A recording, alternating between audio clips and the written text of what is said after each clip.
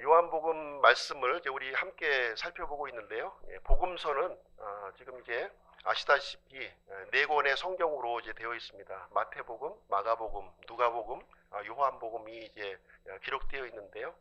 예수님의 이 삶에 대해서 예수님의 삶에 대해서 기록한 성경이 되겠습니다. 다양한 각도로 이제 예수님의 삶을 이렇게 기록하고 있는데요. 우리가 영화 촬영할 때 이제 카메라가 여러 대가 돌아가죠. 여러 대가 돌아갑니다. 그것을 이제 편집해서 이제 영화로 이제 편집하게 되는데 예수님의 이 그 삶을 네 대의 카메라가 돌아가는 거예요. 마태라고 하는 사람이 이제 앵글을 잡고 이제 찍고 있고 또 누가와 그리고 마가 그리고 요한이 이제 앵글을 잡고 찍어 나가고 있는 겁니다. 각자가 찍은 이 내용들을 이제 성경에 이제 기록하셔서 지금 이제 우리가 읽고 있습니다. 특별히 이제 요한복음을 이제 우리가 살펴보고 있는데요. 요한복음 11장은 이제 매우 이제 중요한 내용이 여기에 기록이 되어 있습니다. 함께 말씀을 통해서 하나님의 뜻과 우리의 믿음을 점검하는 그런 시간이 되었으면 좋겠습니다. 지난 시간에는 이제 마르다와 마리아의 이야기를 함께 이제 살펴보았는데요. 이 두 자매에게 위급한 일이 이제 닥쳤습니다. 그랬을 때 제일 먼저 예수님을 이제 찾았던 모습을 우리는 이제 보게 되었습니다. 주님께서 사랑하시는 나사로가 병들었음을 이렇게 알려드렸고요. 그런데 예수님의 반응은 전혀 이제 뜻밖의 반응을 이제 보이고 있죠. 우리 11장 4절 말씀에 보시면 예수님의 이 반응을 보겠습니다. 사랑하는 사람이 병들었다는 소식을 들었는데 예수님께서 어떤 반응을 보이시는지 4절 말씀을 한번 보겠습니다. 예수님께서 그것을 들으시고 이르시되 이 병은 죽을 병이 아니라 하나님의 영광을 위한 것이니 하나님의 아들이 그것으로 말미암아 영광을 받으리라 이렇게 말씀하시는 장면이 여기에 기록이 되어 있습니다. 이 모든 일이 하나님의 영광을 위한 일이다 이렇게 얘기를 하고 있습니다. 사실 이제 이 대답이 사실 알 듯 모를 듯 하는 그런 대답으로 이제 비춰질 수가 있습니다. 딱히 이제 이 나사로의 병을 고쳐주시겠다 이런 그 답변도 없으시고요. 단지 이 일로 인해서 하나님께서 영광을 받으시고 또한 나도 영광을 받겠다 이렇게 말씀해 주시는 장면이 나오게 됩니다. 그리고 나서 6절 말씀해 보니까 그러므로 그분께서 그가 병들었다는 것을 들으신 뒤에 자신이 계시던 같은 장소에서 이틀을 더 머무시고 이 위급한 상황을 접해서 들었음에도 불구하고 이틀을 그 장소에서 더 머무시는 장면이 여기에 이제 기록이 되어 있습니다. 어떻게 보면 예수님은 나사로의 병에 대해서 큰 관심이 없는 것처럼 이렇게 보여지고 있습니다. 사람들은 이제 매우 급했죠. 생명이 위급한 상황에 이제 놓여 있습니다. 빨리 이렇게 좀 치료해 주기를 이제 간곡한 그 마음이 이제 있었습니다. 그럼에도 불구하고 예수님은 이틀이나 더 머무는 장면이 이제 여기에 기록이 되어 있습니다. 우리가 이제 위급한 상황에 이렇게 그 삶을 살아가면서 이제 맞닥뜨릴 때가 이제 많이 있죠. 이랬을 때 과연 우리가 어떻게 해야 되는가 이것을 통해서 예수님을 통해서 우리가 배웠으면 좋겠습니다. 우리가 이제 문제에 봉착하면 문제에 집중하는 경향이 있어요. 그 문제 자체에 이렇게 집중하게 되고요. 빨리 이 문제에서 이렇게 벗어나기를 그런 간절한 마음이 이제 우리 속에 있게 됩니다. 그렇게 되면 대부분의 경우 시야가 굉장히 좁아져요. 시야가 좁아지게 되고 영적인 판단력이 이제 흐려지는 것을 우리는 이제 발견하게 되는 것입니다. 예수님은 전혀 그렇지 않았어요. 영적인 판단력이 이제 흐려지지 않으셨고요. 시야가 좁아지지 않은 모습을 우리는 말씀 가운데서 살펴볼 수가 있습니다. 예수님께서는 지금 현재의 문제, 이 작금에 발생된 이 문제보다는 하나님께 초점을 맞추는 모습을 이제 보게 됩니다. 그리고 자신들과 함께하는 이 사람들을 이렇게 살펴보시는 일을 진행하시게 되었습니다. 그래서 이 문제를 통해서 어떻게 하면 하나님께 영광을 돌릴 것인가, 또 사람들에게 유익이 될 것인가 하는 것을 예수님은 이제 관심을 가졌던 모습을 여기에서 살펴볼 수가 있습니다. 이 병든 나사로의 이 사건을 통해서 이 펼쳐지고 있는 이 전체적인 그림을 같이 한번 살펴보는 그런 시간을 이제 갖도록 하겠습니다. 오늘 이제 말씀의 제목은 나사로가 죽었느니라 하는 제목을 가지고 오늘 본문의 말씀을 전해드리도록 하겠습니다. 이제 오늘 본문의 내용은 이제 어떤 내용이냐면 죽음이라고 하는 주제예요. 죽음이라고 하는 주제에 대해서 지금 이제 이 아침 시간에 함께 생각을 해보면 좋겠습니다. 잘 살기를 원하시죠? 우리에게 주어진 인생 잘 살기를 원한다면, 죽음에 대한 문제를 해결한다면 우리 인생을 효과적으로 잘 살 수 있다, 이렇게 생각이 들어집니다. 이 죽음이라고 하는 것은 블랙홀과 같아요. 블랙홀. 모든 것을 빨아들이고요, 모든 것을 사라지게 하는 것이 바로 이제 죽음이 되겠습니다. 온 세상을 호령했던 그 영웅 호걸들 다 죽었어요. 그리고 뛰어난 학자들, 예술가들, 내노라 하는 이 종교인들 다 죽음 앞에 무릎을 꿇었던 모습을 우리는 이제 보게 됩니다. 뛰어난 미모를 갖고 있었던 사람에게도 예외가 아니에요. 다 죽음 앞에 무릎을 꿇었습니다. 어느 누구도 이 죽음 앞에는 예외가 없다고 하는 사실을 우리에게 알려주고 있습니다. 오늘 이제 요한복음 이제 그 11장은 예수님께서 이제 많은 기적을 일으키셨지만 대표적으로 7가지 기적을 기록하고 있는데, 그 중에서 마지막 기적, 7번째 기적을 지금 이제 다루고 있는 내용이 이제 되겠습니다. 죽음과 관련이 있는 기적이에요. 예수님은 이 사랑하는 사람의 죽음을 이렇게 앞에 두고서 어떻게 이 상황을 헤쳐나가고 있는지 우리가 한번 살펴보기를 원하고 있습니다. 특별히 사랑하시는 사람의 죽음이에요.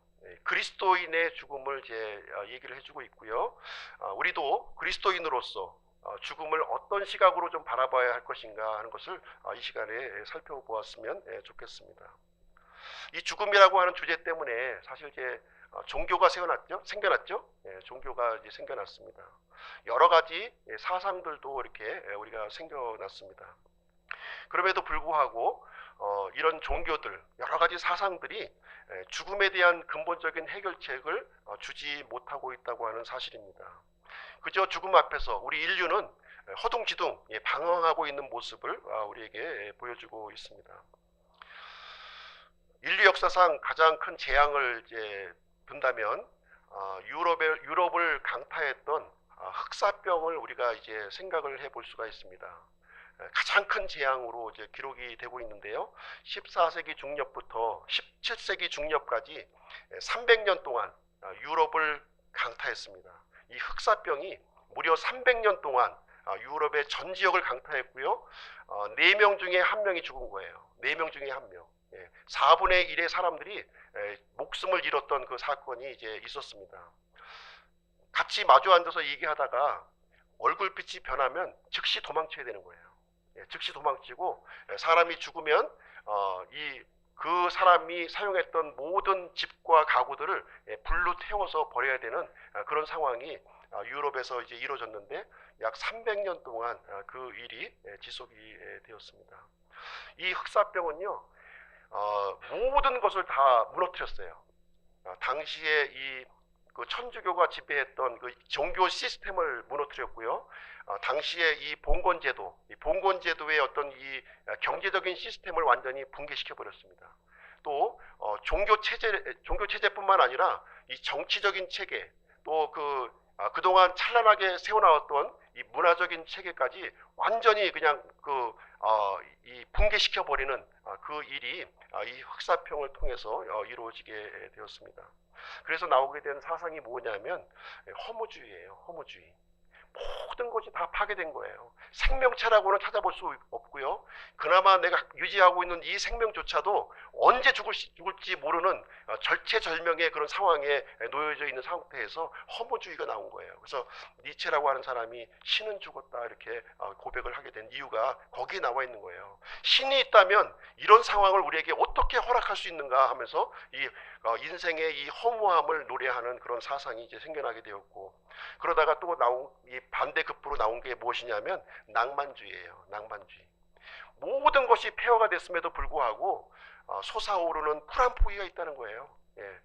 솟아오르는 이 잎사귀, 파란 잎사귀에 생명체가 있는 것을 바라보게 되고 우리가 여기에서 주저앉아서는 안 된다. 그래도 이 새로운 생명을 붙들고 우리의 정열을 한번 불태워보자 하는 이 낭만주의가 이제 나오게 되었습니다.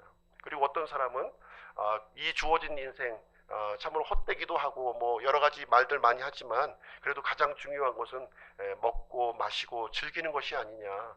쾌락을 최고의 가치로 두고서 살아가는 이 쾌락주의가 또 이렇게 만연하는 그런 시대가 이제 도래하게 되었습니다. 그러면서도 이제 일부에 또 이제 지각이 깨어져 있는 사람들은 이제 종교 개혁을 일으킨 거예요. 그런 상황에서 종교 개혁이 또 일어났습니다. 말틴 루터, 또 쯔빙글리, 켈빈 이런 사람들을 통해서 이제 새롭게 한번 하나님께로 한번 다시 한번 돌아가 보자, 성경으로 돌아보자 하는 그런 운동이 그 당시에 이제 일어나게 되었습니다. 그래서 죽음을 앞에 둔 우리 인생들은 여러 가지 방식을 우리 가운데 이제 표출하면서 살아가고 있는 모습을 우리는 이제 바라보게 됩니다. 어차피 해결하지 못할 문제예요, 이 죽음이라고 하는 것은. 그래서 어떤 대부분의 사람의 경우에는 그냥 무시하고 사는 거예요. 그렇지 않습니까? 이 죽음이 뭐 내가 걱정한다고 해결되는 것도 아니고, 그러니까 이제 무시하면서 살아가자 하는 것이 보편적인 사람들의 이제 견해가 되겠습니다. 어떤 사람들은 이 가운데에서 더 삶을 집착하는 거예요. 예, 더 삶에 집착을 하는 겁니다. 또 어떤 사람들은 삶의 무관심 속에서 살아가는 모습을 또 우리가 보게 되는데요. 이 톨스토이의 책에 보게 되면 어떤 사람이 이제 줄에 매달려서 이제 간신히 절벽에서 매달리고 있는 거예요. 예, 매달리고 있는데 그 옆에 보니까 야생 꿀이 이렇게 이제 흐르고 있는 모습을 또 보게 되었습니다. 또 위를 쳐다보니까 검은 생쥐와 흰 생쥐가 그 밧줄을 갉아먹고 있는 거예요. 그런 상황에서 이 사람은 이 조금 있으면 끊어질 수 있는 이 밧줄을 붙들고 그 야생 꿀을 또 이렇게 또 집어서 이렇게 먹는 장면이 또 이제 이렇게 묘사가 되고 있습니다. 자, 그러면 성경은 죽음에 대해서 뭐라고 얘기하느냐, 그 부분을 한번 우리가 살펴보기를 원하는 것입니다. 성경에서 이 죽음에 대한 이 개념은 분리로 표현하고 있습니다. 분리예요. 분리되는 것을 이제 성경은 죽음이다 이렇게 우리에게 말씀을 해주고 있습니다. 이것을 이해하기 위해서는 우리가 반드시 선행적으로 알아야 될 것이 무엇이냐면 우리 사람의 구조를 알고 있어야 돼요. 우리 몸덩어리, 이 육체가 사람의 전부가 아니라고 하는 사실입니다. 사람은 어떻게 구성이 되어 있냐면 영과 혼과 몸, 이 삼중적 구조로 되어 있다. 성경은 우리에게 가르쳐주고 있는 내용이 되겠습니다.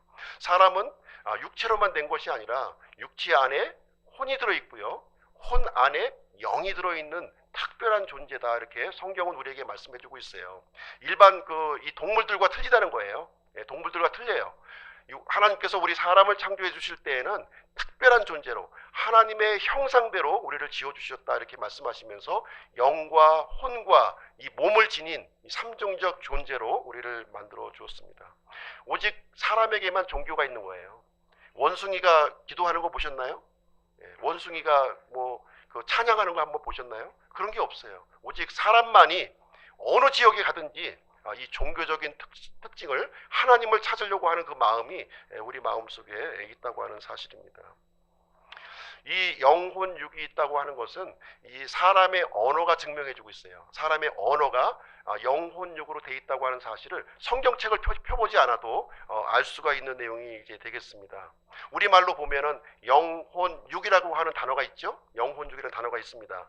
영어에도 보시면 영혼 육에 해당하는 단어가 있는 거예요. 스피릿, 소울, 바디 이렇게 구분되어서 있습니다. 그리고 그리스어, 당시 그 헬라어죠. 헬라어, 온 전역을 이렇게 사용했던 그 유럽에서 사용했던 그 공통어 그리스어도 보시게 되면 푸뉴마, 푸시케, 소마 이렇게 삼중적 존재로 돼 있다고 하는 사실을 분명하게 언어가 이렇게 증명을 해주고 있다고 하는 사실이에요. 그리고 히브리어도 보시게 되면 영혼육의 개념을 말해주고 있습니다. 루아후, 네페시, 나사로 이렇게 해서 영혼육이 있다고 하는 사실을 사람들이 사용하는 이 언어를 통해서 그 존재를 분명하게 설명을 해주고 있습니다. 그래서 우리가 입고 있는 이 몸이라고 하는 것은 세상을 인식하는 기관이에요. 우리의 오감을 통해서 우리 눈으로 보고 귀로 듣고 또 말하고 느끼고 하면서 온 세상을 우리가 인식하는 기관이 우리 몸, 신체가 되겠습니다. 그리고 우리 몸 안에 있는 혼이 있어요. 이 혼은 무엇이냐면 나를 의식하는 기관이에요. 나를 의식하는 기관. 그래서 우리가 생각하고 또 느끼고 그리고 행동하는 그런 영역을 얘기를 해주고 있습니다. 그 다음에 이 혼 속에는 영이 있다는 거예요. 영이 하나님을 의식하는 기관이에요. 이것은 사람에게만 작동하는 그런 기관이 되겠습니다. 우리가 기도하고 찬양하고 예배할 수 있는 그 존재가 이렇게 되어주고 있습니다. 근데 성경에서는 불행한 내용을 우리에게 알려주고 있어요. 분리가 있다, 죽음이 있다고 하는 사실을 우리에게 알려주고 있다고 하는 사실이 되겠습니다. 우리 한번 다 같이 한번 찾아서 읽어보시죠. 히브리서 9장 27절 한번 보겠습니다. 히브리서 9장 27절.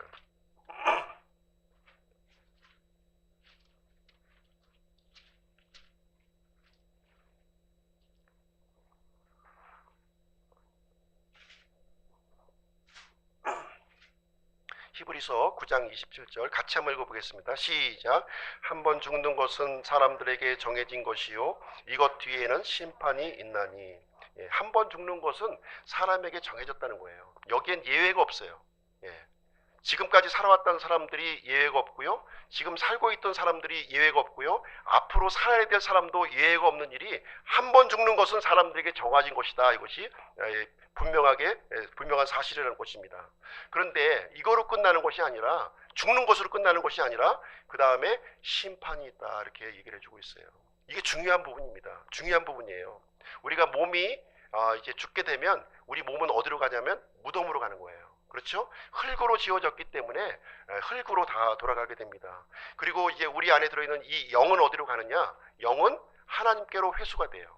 하나님의 이 호흡으로 이루어졌기 때문에 하나님께 회수가 되는 거예요. 그 다음에 우리 혼, 나라고 인식하는 이 나는, 이 혼은 어디로 가게 되냐면 죽은 다음에는 두 가지 처소 중에 한 군데로 간다. 이렇게 성경은 우리에게 말해주고 있습니다. 구원을 받은 사람, 예수님을 믿고 구원받은 사람들은 셋째 하늘, 낙원에 가는 거예요. 그러나 예수님을 구원자로 받아들이지 않고 내가 주인이 되어서 살아가고 있는 사람들은 어디로 가냐면 지옥으로 간다. 이렇게 성경은 우리에게 말씀해주고 있습니다. 어떻게 결정하느냐? 심판으로 결정한다는 거예요. 이 심판, 하나님의 공의로운 심판을 통해서 구원받은 사람들은 낙원으로 보내주고 구원받지 않은 사람들은 지옥으로 보내준다. 이렇게 말씀을 해주고 있습니다.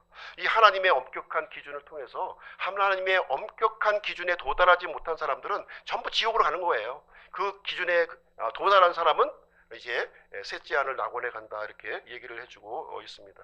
그래서 육체와 영혼이 분리되는 것, 이것이 바로 육체의 죽음, 첫 번째 죽음이다. 이렇게 얘기를 해주고 있습니다. 그리고 영과 혼이 분리되는 것, 영혼이 같이 붙어 있어야만 되는 거예요. 하나님께서 주신 이 영과 이 나라고 하는 이 혼이 붙어 있어야만 되는데 이것이 분리되는 것이 무엇이냐? 바로 그 두 번째 죽음이다. 이렇게 얘기를 해주고 있습니다. 이것이 심판을 통해서 이 죽음, 두 번째 죽음이 우리에게 놓여진다. 이렇게 성경은 우리에게 말씀을 해주고 있습니다.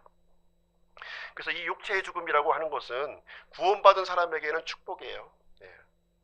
아주 좋은 일입니다. 그러나 구원받지 못한 사람에게는 저주스러운 일이다. 이렇게 성경은 우리에게 말씀을 해주고 있습니다. 그래서 우리 이 시간에는 우리가 죽음의 개념을 좀 바꿀 필요가 있어요. 죽음의 개념을 바꿔야 됩니다. 불신자는 죽음을 통해서 지옥으로 간다는 거예요. 하나님께서 성경 기록을 통해서 우리에게 알려주신 내용이에요. 그리고 신자는 이 죽음을 통해서 천국으로 간다. 이렇게 기록을 해주고 있습니다. 그래서 성경은 죽음이 절대로 끝이 아니라는 거예요. 그냥 나의 존재가 이렇게 다 부서져 가지고 이게 없어져 버리는 것이 아니다. 이 죽음을 통해서 새로운 처소, 영원한 처소로 가게 된다 하는 것을 성경은 우리에게 말씀을 해주고 있습니다. 그러니까 죽음은 관문에 해당되는 거예요. 문에 해당된다. 이렇게 보시면 됩니다. 이 문을 통해서 이제 육체의 몸을 벗어버리고 새로운 장소로 가게 되는데 구원받은 사람은 낙원으로 가고 구원받지 않은 사람은 지옥으로 간다. 이렇게 말씀을 해주고 있습니다. 그래서 하나님께서는 우리 구원받은 사람들의 이 죽음을 귀하게 보신다. 이렇게 말씀해주고 있어요. 성도의 죽음을 주님께서는 귀중하게 보신다. 이렇게 말씀을 해주고 있습니다.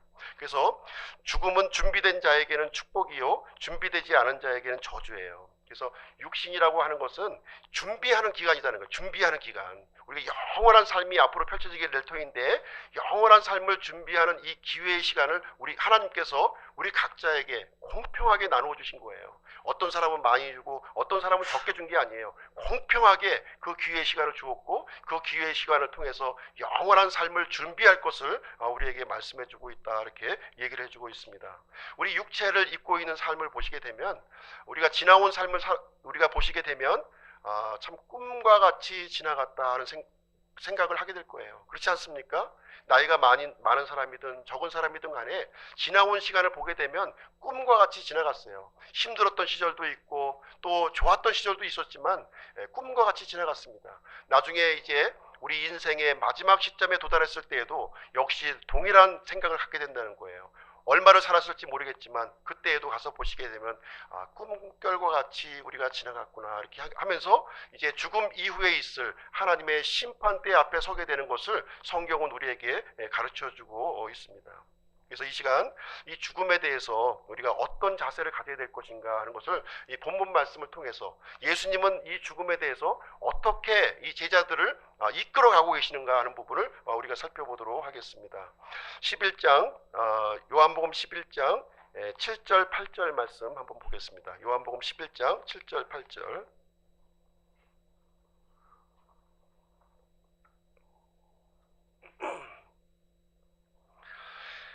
제가 읽어드릴게요. 그 뒤에 자기 제자들에게 이르시되 우리가 다시 유대로 들어가자 하시매 그분의 제자들이 그분께 이르되 선생님이여, 최근에 유대인들이 돌로 선생님을 치려 하였는데 또 거기로 가시나이까? 이렇게 기록이 되어 있습니다. 예수님은 이제 이틀을 이제 머무셨죠. 이틀을 머무시고 난 다음에 우리가 다시 유대로 들어가자 이렇게 말씀을 하고 있습니다. 지금 이제 예수님이 계신 장소가 어디입니까? 예수님 계신 장소? 베다바라예요. 베다바라. 지금 이제 베다바라에서 이제 유대로 이제 가게 되는데 한 30km 정도의 거리입니다. 하루길 정도의 거리면 도달할 수 있는 그런 거리가 되겠습니다. 그래서 30km가 떨어져 있는 그 이제 유대로 들어가자 이렇게 제자들에게 이제 말씀을 하시게 되는데요. 제자들은 어떤 생각이 들었습니까? 예수님을 좀 이렇게 막았으면 좋은 거예요. 지금 그렇지 않습니까? 왜 그러냐면 그 유대에서는 예수님을 돌로 쳐서 죽이려고 하는 그런 악한 계획을 지금 세우고 있다고 하는 사실을 제자들은 알고 있었어요. 예수님이 이 유대 땅으로 들어가는 순간 아무래도 좀 제명에 살기는 좀 힘드실 것 같다 하는 생각이, 제자들의 생각이 이게 지배하는 그런 생각에 있었습니다. 그래서 가능하지만 안 가셨으면 좋겠다 이런 생각을 이제 갖고 있습니다. 이런 그 불안에 떨고 있는 이 제자들을 향해서 예수님이 어떻게 말씀하시는지 9절 10절 말씀 한번 보겠습니다. 9절 10절. 예수님께서 대답하시되 낮에 12시간이 있지 아니하냐. 사람이 만일 낮에 다니면 이 세상의 빛을 보므로 걸려 넘어지지 아니하되 밤에 다니면 빛이 그 사람 안에 없으므로 걸려 넘어지느니라 하시니라. 좀 이제 난해한 말씀을 하시죠. 예수님은 항상 이렇게 직설적인 화법보다는 약간 좀 간접적인 화법을 통해서 자신의 뜻을 이제 알려주시는 모습을 보게 되는데 9절 10절은 좀 이제 난해한 구절입니다. 좀 난해한 구절이에요. 그럼에도 불구하고 9절 10절은 대단히 중요한 구절이 되겠습니다. 이 문맥 구조로 봤을 때 매우 중요한, 유대 땅으로 죽음이 기다리고 있지만 유대로 들어가야만 하는 이 당위성을 9절 10절을 통해서 우리에게 해주시는 말씀이 되겠습니다. 이 말씀을 통해서 예수님은 낮과 밤에 대해서 우리에게 알려주고 계세요. 낮은 어떤 것을 얘기하죠? 낮은 지금 태양이 비치는 이 시점을 낮이라고 그러는 거예요. 그리고 태양이 이제 머물고 이제 그 다음에는 밤이다. 태양이 비치지 않는 그 시점을 밤이라고 우리에게 얘기를 해주고 있습니다. 그런데 여기 보시면 9절 말씀에 이 세상의 빛이다 이렇게 말씀해 주고 있어요. 이 세상의 빛. 한번 밑줄 한번 쭉 한번 거보세요. 이 세상의 빛. 이 세상의 빛이 무엇인가요? 예수님께서 이 세상의 빛을 지금 태양빛을 얘기하고 있는 것이 아니에요. 태양빛이 아니라 이 세상의 빛. 예수님께서는 나는 세상의 빛이다 이렇게 말씀을 해 주셨습니다. 이 세상의 빛은 지금 비치고 있는 이 태양을 얘기하고 있는 것이 아니라 자기 자신을 지금 얘기해주고 있는 말씀입니다. 내가 이 세상의 빛이다. 내가 있는 동안에 지금 낮에 12시간이 있다 하는 사실을 우리에게 알려주고 있는 말씀이 되겠습니다. 이 낮 시간에는 하나님께서 분부해 주신 그 일을 해야 할 그 시점이다 이렇게 얘기해 주고 있습니다. 밤이 오면 일을 할 수가 없는 거예요. 밤이 오면 낮에 어떤 일을 해야 되느냐? 하나님께서 분부해 주신 일을 해야 된다 이렇게 얘기해 주고 있습니다. 요한복음 9장 4절 5절 한번 가서 보실게요. 요한복음 9장 4절 5절.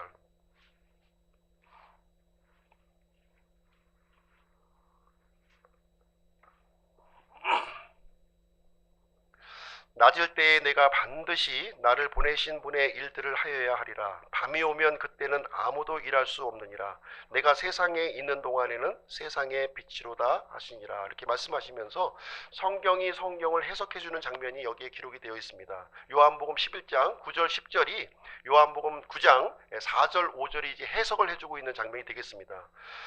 예수님이 바로 세상의 빛이다 이렇게 말씀해 주시면서 이제 낮을 동안에는 반드시 나를 보내신 분의 일을 하여야 한다. 지금 이제 예수님의 관심은 어디에 있냐면 하나님의 일에 관심이 있는 거예요. 어떻게 보면 나사로가 병드는 것보다는 하나님의 일을 해야겠다 하는 그 관점을 가지고 요대로 들어가시려고 하시는구나 하는 사실을 이것을 통해서 우리에게 알 수가 있습니다. 그래서 낮이라고 하는 것은 하나님의 일을 할 수 있는 그 기간을 의미하고 있습니다. 그리고 밤은 하나님의 일을 할 수 없는 기간을 의미하면서 이 낮이라고 하는 것은 1차적으로 예수님의 공생의 기간, 3년 반의 공생의 기간이구나 하는 사실을 우리가 이해를 할 수가 있습니다. 그래서 예수님께서 유대로 가고자 하시는 이 내용은 하나님의 일과 연관이 되어 있구나 하는 사실을 우리가 알 수가 있습니다. 그러면 하나님의 일이 무엇인가? 도대체 예수님이 하려고 하는 하나님의 일이 무엇인가 하는 것을 우리가 살펴보기를 원합니다.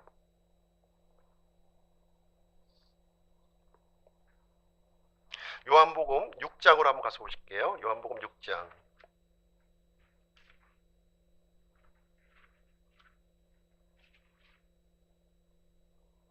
6장 28절 29절.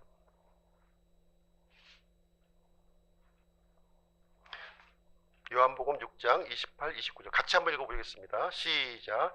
그때 그들이 그분께 이르되 우리가 어떻게 하여야 하나님의 일들을 하리이까 하매 예수님께서 그들에게 대답하여 이르시되 하나님께서 보내신 자를 너희가 믿는 것 이것이 곧 하나님의 일이니라 하시니라.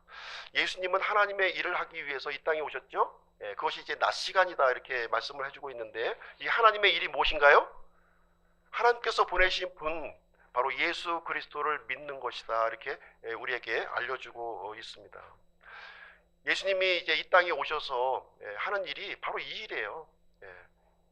자신을 믿게 하는 것, 이 일을 위해서 지금 사람의 몸을 입고 이 땅에 오셨고 죽음을 무릅쓰고 유대 땅으로 가려고 하는 이유도 이 사람들에게 믿음을 주시기 위해서 가시려고 하는 내용을 우리가 이제 알 수가 있는 것입니다. 우리가 무엇을 믿느냐 하는 것은 대단히 중요하죠.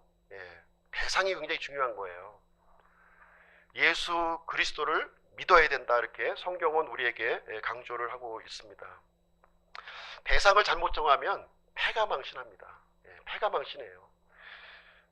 예수님인 줄 알았는데 나중에 가보니까 이만희를 믿으라고 그래요. 빨리 거기서 도망치셔야 되는 거예요. 빨리 우리가 믿는 예수님은 어떤 예수님이냐면 성경에 기록되어 있는 예수님이에요. 하나님께서 보내신 분, 그 예수님을 우리가 믿어야 됩니다. 엉뚱한 예수님을 찾으시면 안 돼요. 다른 예수님을 찾으면 안 됩니다. 내가 생각하는, 내가 상상하는 예수님을 믿어서는 안 된다고 하는 사실입니다. 예수님을 믿는 줄 알았는데 나중에 가보니까 안상홍이에요.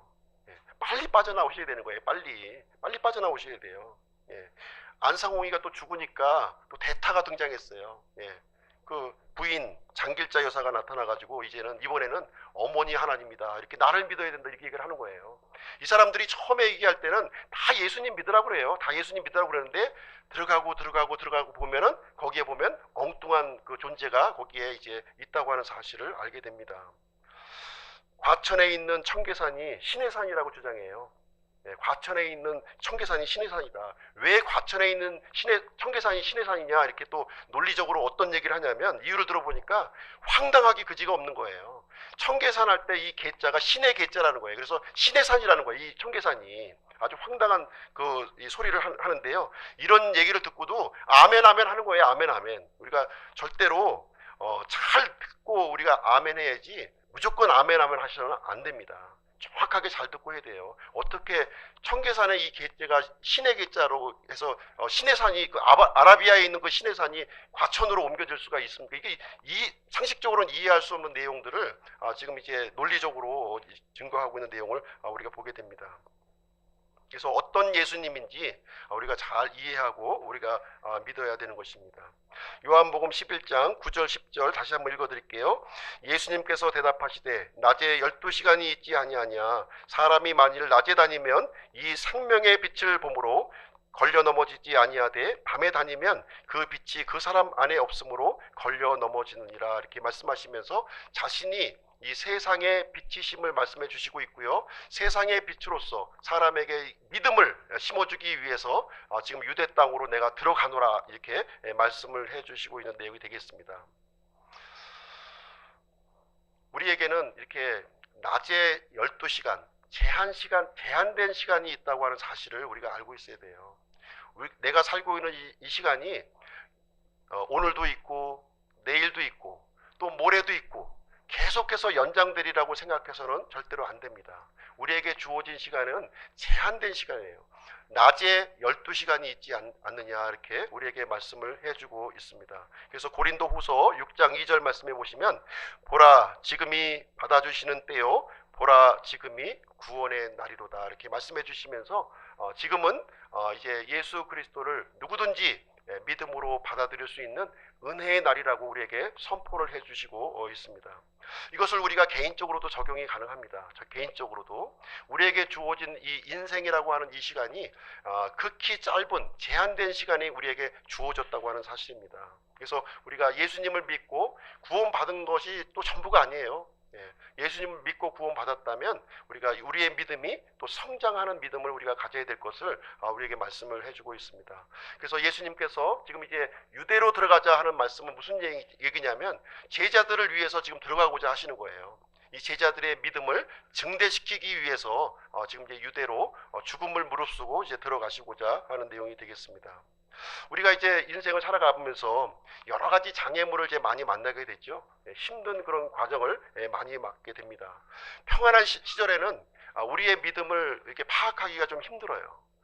잘 믿고 있는 것 같아요. 내가 예수님을 위해서 목숨이라도 바칠 것 같은 그런 믿음을 갖고 있습니다. 그러나 우리가 어려운 상황을 이렇게 닥치게 되면 그 믿음이 없어지는 모습을 우리가 이제 발견하게 됩니다.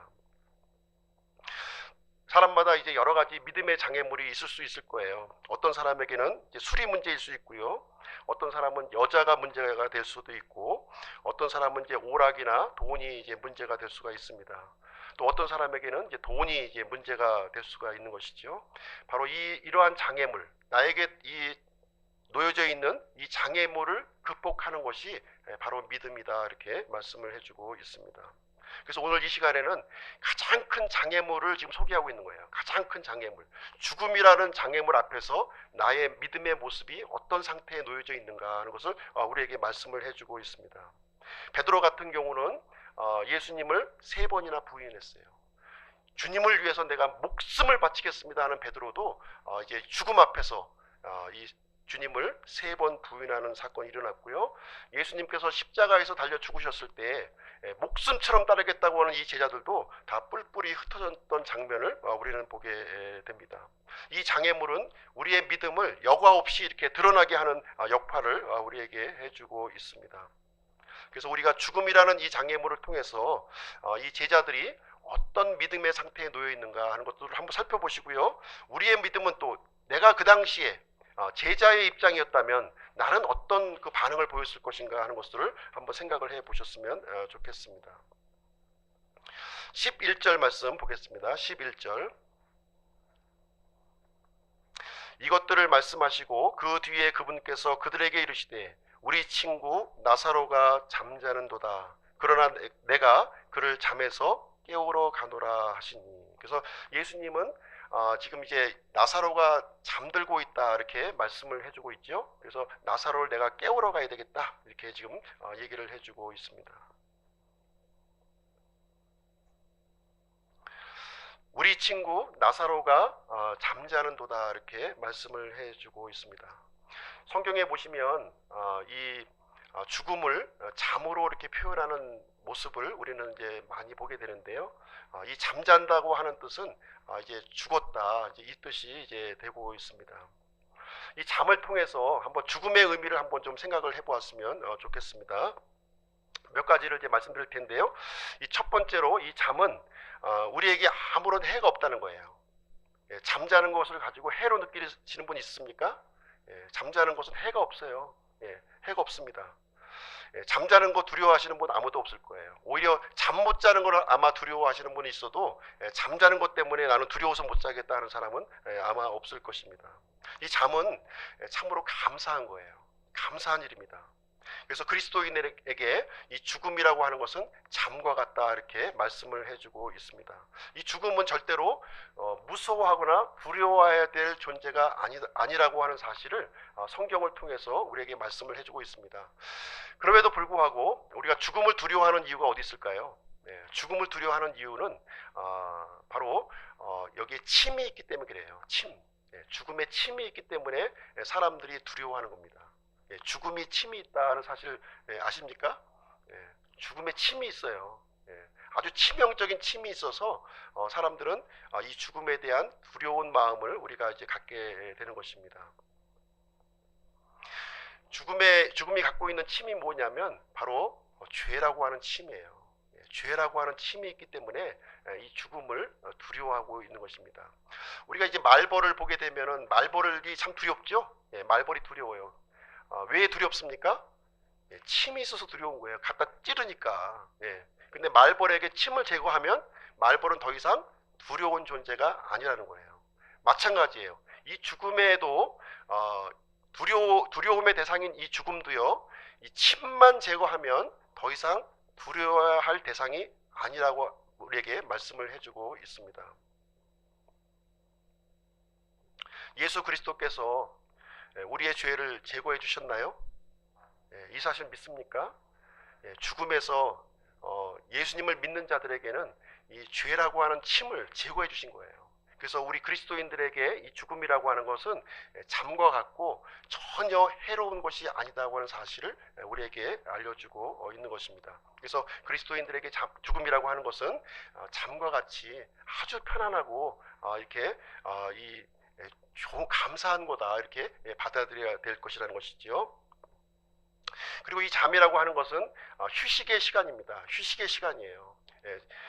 그날 하루가 아무리 힘들어도 힘든 노동을 하고 이렇게 힘든 순간이 있어도 하룻밤 잠만 자게 되면은 우리가 언제 우리가 아팠냐는 듯이 이렇게 싹 고통이 이제 힘들었던 것이 이제 씻어지는 모습을 우리는 발견하게 됩니다. 그리스도인에게 이 죽음이라고 하는 것은 이와 같이 휴식과 같다는 거예요. 우리가 그동안 인생을 살아오면서 힘들고 어려웠던 일들을 말끔하게 이렇게 제거해주는 일을 잠을 통해서 우리에게 해주신다 이렇게 말씀을 해주고 있는 것입니다. 우리가 잠자리에 들 때 다시 일어나기 위해서 잠자리에 들죠. 다시 그 다음날 아침에 일어나기 위해서 잠자리에 듭니다. 마찬가지로 우리 그리스도인들에게도 마찬가지예요. 우리가 죽은 이후에 부활할 것을 바라보면서 우리가 죽는 거예요. 그래서 초대교회 때 많은 사람들이 이 고난과 형벌 가운데서도 죽음을 기쁨 가운데 맞이했던 것은 무엇이냐면 죽음 이후에 내가 다시 이렇게 일어난다. 그 사실을 알고 있었기 때문에 이게 당당하게 죽음을 맞이했던 모습을 우리에게 볼 수가 있습니다. 우리 신자들에게 죽음이라고 하는 것은 언제 잡는가 이렇게 생각하면서 우리가 일어나는 일이 우리에게 일어난다 이렇게 우리에게 말씀을 해주고 있습니다. 예수님께서 이제 공중에서 재림하실 때 먼저 죽어있던 사람들, 그리스도 안에서 죽어있던 사람들이 먼저 일어나고 그 다음에 살아있던 사람들이 영화로운 이제 몸을 입고 휴거를 받아서 공중에서 주님을 맞이한다 이렇게 기록을 하고 있습니다. 예수님께서 신자들의 이름을 부를 때가 있다 이렇게 말씀해주고 있어요. 우리의 이름을, 각각의 이름을, 구원받은 사람들의 이름을 각각 이렇게 부르는 때가 이렇게 얘기를 있다고 우리에게 말씀해주고 있습니다. 그래서 성경에 보시게 되면 이리로 올라오라는 구절이 3번 등장해요.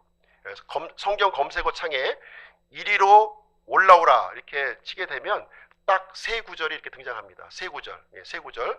잠언서에 한 구절 나오고요. 요한계시록에 이제 2번 이렇게 등장하게 됩니다. 잠언에 보시면 제가 읽어드리겠습니다. 잠언 25장 7절. 사람이 내게 이리로 올라오라 하는 것이 내 눈에 보이는 통치자의 앞에서 내가 낮아지는 것보다 나으니라 이렇게 기록을 하고 있습니다. 이 잠언서의 기록은 구약 성도의 부활과 휴거를 지금 알려주고 있는 내용이 되겠습니다. 그리고 요한계시록 4장 1절에도 보면 이리로 올라오라 이렇게 나오고 있습니다. 사도 요한을 향해서 이리로 올라오라 이렇게 얘기해주고 있어요. 이것은 신약 성도의 부활과 휴거를 알려주고 있는 말씀이에요. 우리 교회의 휴거를 알려주고 있는 말씀입니다. 요한계시록 11장 12절에 보시면 또 다시 한번 이리로 올라오라 이렇게 언급이 되고 있습니다. 이것은 환난기 성도들을 이렇게 또 부활하고 휴거시키는 말씀이 되겠습니다. 주님께서 이리로 올라오라 이렇게 말씀하실 때 우리는 잠에서 깨어나듯이 우리는 부활하고 그 휴거를 맞이한다 이렇게 성경은 우리에게 말씀을 해주고 있습니다. 그리고 이 잠이라고 하는 것은 다음 날을 위한 준비하는 기간이에요. 준비하는 기간입니다. 잠을 통해서 그 다음 날을 우리가 준비하게 됩니다. 아침에 우리가 잠에서 이렇게 깨어날 때 활력이 우리가 생기는 것을 우리가 보게 됩니다. 그런데 이불 속에 있으면 안 돼요. 이불 속에서 내가 활력을 주세요 그러면 안 됩니다. 이불을 걷어차고 일어났을 때 우리에게 활력이 주어지는 것을 보게 됩니다. 이불 속에서는 여전히 일어나기 싫어요. 그렇지만 이불을 걷어차고 일어나는 순간 다시 새로운 활력이 우리에게 주어지는 것을 우리는 느낄 수가 있습니다. 그래서 이 부활이라고 하는 것은 우리 힘으로 부활하는 게 아니에요. 우리 힘으로 주님께서 우리에게 부여해 주시는 그 힘으로 부활하는 거예요. 내가 한번 부활해 봐야지 이래서 부활하는 것이 아니라 주님이 주신 그 생명으로, 새로운 생명으로 우리가 부활하게 됩니다. 그래서 이런 얘기가 있습니다. 계란을 밖에서 깨면 후라이가 되고요, 안에서 깨고 나오면 병아리가 된다 이렇게 얘기를 해주고 있어요. 누에꼬치도 마찬가지예요. 누에꼬치도 밖에서 이렇게 이 누에꼬치가 불쌍해가지고 이렇게 좀 열어주면 나비가 되지 못해요. 그냥 죽어버립니다. 그러나 속에서 삐짓고 나왔을 때에는 이 흉측한 누에벌레가 아주 날갯짓을 하면서 나비의 모습으로 변태하는 모습을 발견하게 됩니다. 마찬가지예요. 우리가 이 잠에서 깨는 순간 새로운 모습으로, 완전히 새로운 모습으로 탈바꿈하는 거예요. 그냥 알덩어리가 아니라 병아리가 되는 거예요. 그리고 누에꼬치가 아니라 아주 이 날갯짓을 하는 나비와 같은 모습으로 펼쳐지고 새로운 삶이 우리에게 열려진다 이렇게 말씀을 해주고 있습니다. 이렇듯 구원받은 사람에게는 이 잠이라고 하는 것, 이 죽음이라고 하는 것은 아주 감사하고 아주 놀라운 경험을 우리에게 해주는 그런 역할을 해준다 이렇게 말씀해주고 있습니다. 그러나 한 가지 불행한 소식은 무엇이냐면 죄인에게는 그렇지 않다는 거예요.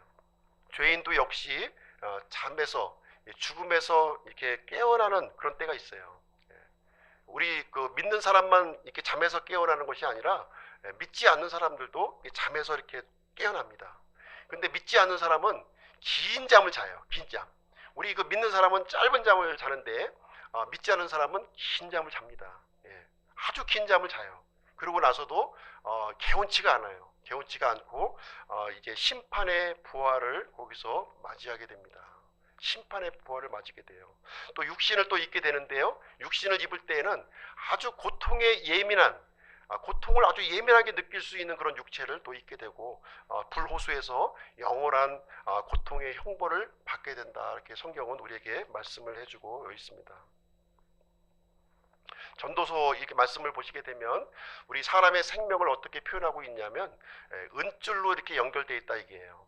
우리의 영혼이 우리 육체와 은줄로 연결이 되어 있어요. 이 은줄이 딱 끊어지는 순간 생명이 이제 죽는 거예요. 분리가 되는 겁니다. 어느 순간에 하나님께서 은줄을 꺾으실지는 우리가 알 수가 없어요. 그 전까지 우리가 준비하고 우리를 구원해 주신 그 구원자를 맞이해야 될 것을 성경은 우리에게 말씀을 해주고 있습니다. 요한복음 11장 11절 이것들을 말씀하시고 그 뒤에 그분께서 그들에게 이르시되 우리 친구 나사로가 잠자는도다. 그러나 내가 그를 잠에서 깨우러 가노라 하시니. 그래서 잠에서 깨우자 지금 얘기하면서 이제 유대로 들어가자 이제 예수님이 말씀하시는데 여전히 이 제자들은 들어가고 싶지가 않은 거예요. 분명히 잠잔다고 하는 것이 죽음을 의미한다고 하는 사실을 충분히 알고 있는 사람들이에요. 알고 있는 사람임에도 불구하고 이제 들어가고 싶지 않은 이 반응이 제자들에게 나오고 있습니다. 12절 13절 한번 보겠습니다. 12절 14절까지 한번 읽어볼게요. 12절부터 14절. 이에 그분의 제자들이 이르되 주여 그가 잠자면 좋아지리이다 하니라. 그러나 예수님께서는 그의 죽음에 대해 말씀하셨을 때 그들은 그분께서 잠자며 쉬는 것에 대해 말씀하신 줄로 생각하니 이에 예수님께서 그들에게 분명하게 이르시되 나사로가 죽었느니라 이렇게 말씀을 하고 있습니다. 제자들이 주여 그가 잠자면 좋아지리이다 이렇게 얘기했는데 그 속뜻이 무엇일까요? 그 속뜻이 무엇일까요? 나사로가 지금 잠자고 있다면 좋아질 텐데 뭐 굳이 유대까지 갈 필요 있겠습니까? 이 얘기 아니겠어요? 굳이 뭐 잠자면 좋아지겠죠. 굳이 그 위험한 그 유대 땅 우리 좀 안 갔으면 좋겠습니다 하는 것이 이제 제자들의 이제 본 뜻이 되겠습니다. 지금 제자들은 무엇을 보고 있냐면 함께하고 계시는 예수님을 보는 것이 아니라 지금 유대 땅에 지금 기다리고 있는 그 죽음이라고 하는 환경을 바라보고 있는 거예요. 함께 하시고 있는 예수님을 바라본 게 아니라 환경을 바라보는 모습을 우리는 보게 됩니다. 그는 함께 하시는 예수님이 있다면 절대로 두려워할 필요가 없었던 것이죠. 죽음도 두려워할 필요가 없었고요. 그 어떤 것도 이제 어려움이 없을 것이었습니다. 그러나 그들은 함께 하시는 주님을 바라보지 아니하고 환경을 바라보게 되었습니다. 이런 제자들을 향해서 예수님은 뭐라고 말씀하시냐면 나사로는 죽었느니라 지금 이제 말씀을 해주고 있습니다. 그러면 이제 제자들은 또 마음속에 어떤 생각이 들었을까요? 그럼 죽었으면 갈 필요 없지. 왜 주님이 가실까? 더더욱 갈 필요가 없네요. 이제 하는 말이 아마 그 마음속에서 아마 이제 더 생겨났으리라고 하는 생각이 듭니다. 그러나 예수님은 나사로가 죽었음에도 불구하고 지금 유대로 들어가자. 지금 이제 제자들을 지금 이제 말씀하시는 장면이 여기에 기록이 되어 있습니다. 그래서 유대 땅으로 들어가셔야 하는 예수님, 그리고 어떻게 하든지 유대로 들어가기 싫어하는 이 제자들 사이에 어떤 갈등의 국면이 여기서 이제 형성이 되고 있고요. 이런 상황에서 지금 어떻게 해야 되느냐 이제 이런 이제 문제점이 생기게 됩니다. 15절 말씀 보겠습니다. 15절. 같이 한번 읽어보시죠. 시작. 내가 거기에 있지 아니하였던 것을 너희를 위해 기뻐하노니 이것은 너희가 믿게 하려 함이라. 그럼에도 불구하고 우리가 그에게로 가자 하시매. 자, 예수님은 이제 유대 땅으로 들어가야 될 목적을 분명하게 지금 말씀해주고 있어요. 그 이유는 뭐냐면 너희들에게 믿음을 주시기 위해서 들어가고자 한다. 지금 이 얘기를 지금 해주고 있는 것입니다. 내가 그 베다니에 있었다면 나사로가 죽지 않았을 거예요. 그렇다면 제자들에게 이 믿음을 줄 수 없었을 겁니다. 그래서 베다니에 있지 않았던 것을 내가 기뻐한다는 거예요. 지금 나사로가 죽은 뒤에 내가 가는 것으로 인해서 이 사건을 통해서 너희들에게 믿음을 주고자 한다. 지금 얘기를 해주고 있는 말씀이 되겠습니다. 지금 나사로는 이미 이제 죽어 있었어요. 죽어 있었습니다. 이미 예수님은 다 알고 계셨어요. 이미 다 알고 이 상황을 다 알고 계시고 전체적인 상황을 지금 이끌고 가고 있는 상황이 이제 되겠습니다. 16절 보겠습니다. 16절. 그때 디두모라 하는 도마가 자기 동료 제자들에게 이르되 우리도 그분과 함께 죽으러 가자 하니라. 그때에 이렇게 나와 있습니다. 그때 예수님께서 너희들에게 믿음을 주길 원하고 유대 땅으로 들어가자 얘기하니까 그때에 이제 등장했던 인물이 누구냐면 디두모라고 하는 도마가 거기에서 이제 등장을 하게 됩니다. 이 도마가 이제 어떤 말을 하는지 한번 보시기 바랍니다. 우리도 그분과 함께 죽으러 가자 이렇게 말씀을 해주고 있습니다. 아마 이 말씀은 이제 예수님에게 직접 얘기했다기보다는 제자들에게 얘기했던 것 같아요. 제자들이 지금 이제 거기는 죽을 것 같으니까 우리 들어가지 말고 이제 좀 주저주저하는 모습에서 이제 의협심에 강한 이 도마가 우리 그러면 주님과 함께 죽으러 가자 이제 이렇게 답변하는 장면이 여기에 되어 있습니다. 그래서 이 도마는 마음속에 어떤 판단이 이제 섰냐면 지금 이제 그 나사로는 이제 죽었고 주님께서는 죽으러 가자고 지금 말씀하시고 어떻게 하면 좋겠냐. 우리 힘으로는 주님의 의지를 꺾을 수가 없으니 그러므로 우리는 함께 다 같이 가서 유대 땅에 가서 죽자. 지금 이 얘기를 지금 이제 하고 있는 장면이 되겠습니다. 예수님은 죽으러 가자고 지금 말씀하신 게 한 번도 없어요. 나사로를 이제 깨우러 가자 이렇게 말씀하셨고 너희들에게 믿음을 주기 위해서 들어가고자 하는데 지금 이 디두모라고 하는 이 도마는 이미 결정을 내린 거예요. 자기 마음속으로. 어떤 결정을 내렸습니까? 지금 예수님은 이제 그 위험한 유대 땅에 가서 같이 죽자 이제 이 얘기를 지금 하고 있다 이제 말씀을 해주고 있습니다. 도마는 이제 유대로 들어가면 우리는 이제 다 죽을 것이다. 이제 지금 이 결정을 이미 내려놓고 이제 함께 들어가자 이제 이렇게 얘기를 해주고 있습니다. 여기에 보시게 되면 이제 제자들이 이제 다양한 그 이 성격의 제자들이 지금 이제 함께 하고 있는 모습을 이제 보게 됩니다. 예수님은 믿음의 행보를 이제 진행하고 있지만 제자들은 여러 가지 자신의 색깔을 드러내면서 예수님과 이제 반대를 하고 있는 모습을 보게 되고요. 예수님께서는 이러한 그 여러 가지 기질에도 불구하고 이 제자들에게 믿음을 심어주려고 하는 앞으로 펼쳐지는 이 나사로의 죽음을 통해서 믿음을 주고자 하는 그런 마음을 이제 하나씩 펼쳐지고 있는 모습을 우리는 이제 여기서 보게 됩니다.